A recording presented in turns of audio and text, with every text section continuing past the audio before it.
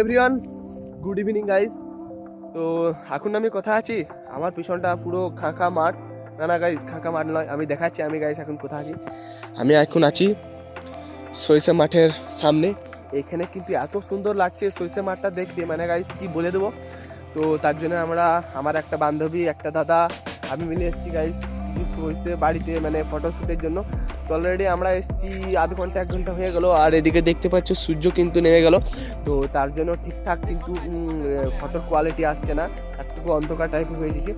তো আমার পিছনে দেখতে পাচ্ছ আছে সরিষার মাঠ, আর দেখতে গেছে এত সুন্দর লাগছে, মানে কি বলবো। যেহেতু আমার ক্যামেরাটা একটু খারাপ, তো তার জন্য একটু হয়তো খারাপ দেখাচ্ছে, কিন্তু গাইস নিজের চোখে যখন দেখবে তখন কিন্তু অনেকটা সুন্দর, মানে অনেক সুন্দর, মানে বলার বাইরে। সরিষার কি বলে, সরিষার মাঠ আছে আরও, ওইদিকে দূরে দূরে আরও আছে, কিন্তু ঠিক মানে ওগুলো এত সুন্দর বোঝাচ্ছে না।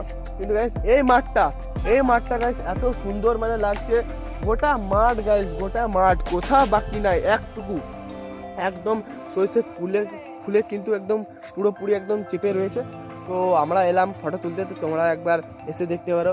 আর একটা কথা, ফটো তুলতে আসা কোনো বারণ নেই, বাট তো এখানে এসে ফটো তুলে সরিষার ফুল এত সৌন্দর্য জিনিস কিন্তু নষ্ট করে না। মানে অনেকজন হয়তো যে মাঝে ঢুকে সরিষার গাছগুলোকে ভেঙে দেয়, মানে যারা কৃষক, যারা কষ্ট করে লাগায়। দেখতে পাচ্ছ আজকে কিন্তু জল বাতিয়েছে, এই হচ্ছে ইন্দিরা, আর এই ইন্দিরা থেকে কিন্তু এখানে জল বাতিয়েছে টাটকা। এখনও মাটি কিন্তু ভিজে আছে, মাটি কিন্তু একদম ভিজে আছে। তো তোমরা এখানে দেখো, আসো, ফটো তুলো, এখানকার সৌন্দর্য অনুভব করো, বাট ক্ষতি করো না, এখানের কোনো জিনিস কিন্তু ভেঙো না। মানে ওরা খুব কষ্ট করে লাগায়, যেহেতু ওরা দিকে কিন্তু খুব খারাপ লাগে। আমরা আসার সময় বললাম ফটো তুলো, বলছে হ্যাঁ ফটো তুলো, কিন্তু কিছু ভেঙো না। তো গাইস গোটা মাঠটা একটুকুও কিন্তু ফাঁকা নেই, শুধু এইখানটাতে অল্প ফাঁকা আছে, কিন্তু এই দিকটাতে একদম সম্পূর্ণ ফুলে চাপা।